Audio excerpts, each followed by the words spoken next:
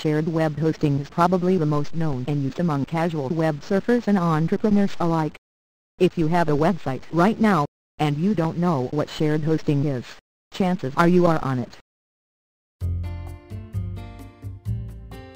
This article aims at shedding some light on what shared hosting is, its limitations, and to enable you to make the decision if it is right for your purposes.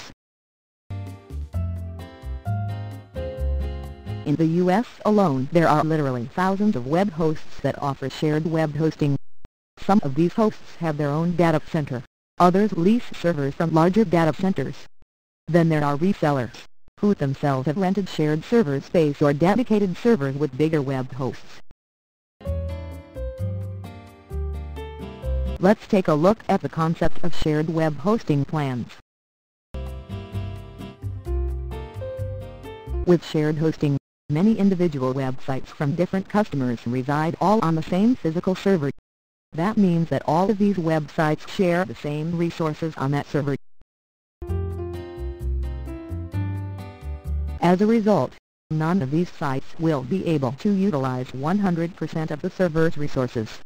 Rather, they will be divided among all of the websites hosted on that respective server.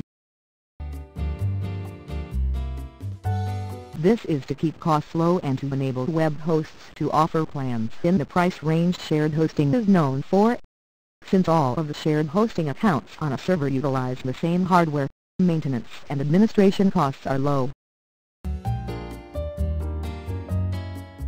But don't many hosts offer unlimited bandwidth and disk space with shared hosting?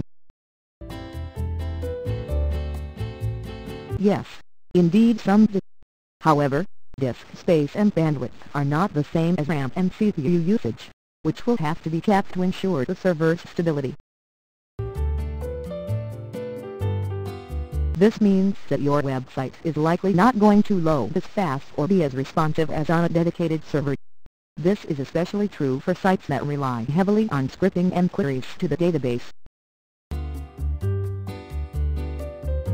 Not all websites are created equally. Some static web pages utilize very few resources to host and serve, others need a lot.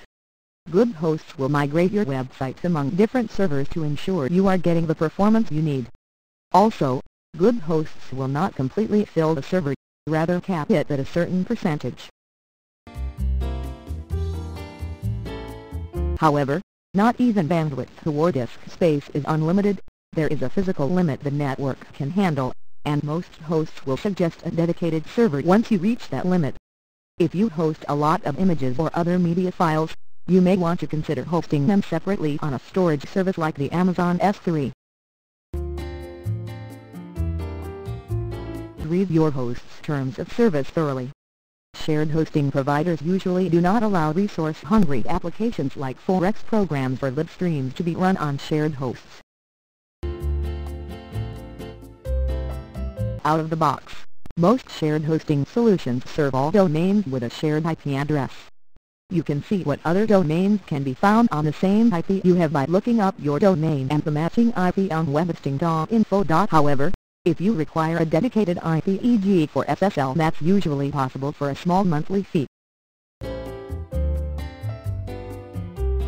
Another concern with shared hosting is security. Bad neighbors are theoretically able to hack into files owned by other domains on the same host. Also, not everybody updates their installs of WordPress, Drupal etc. frequently, leaving room for exploits on that host.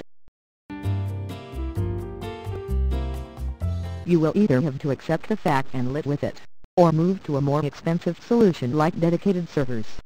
In any case, you should always update all of your web applications as soon as possible to minimize the risk of security holes.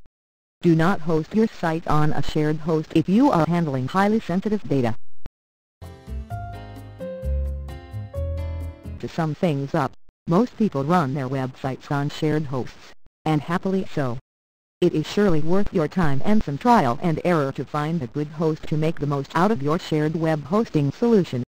Take security updates for your applications of choice serious. Best yet, subscribe to their mailing list or RSS feed to stay informed. Back up often. Don't rely on your host to back up your files in the event you have been hacked. Don't forget your database has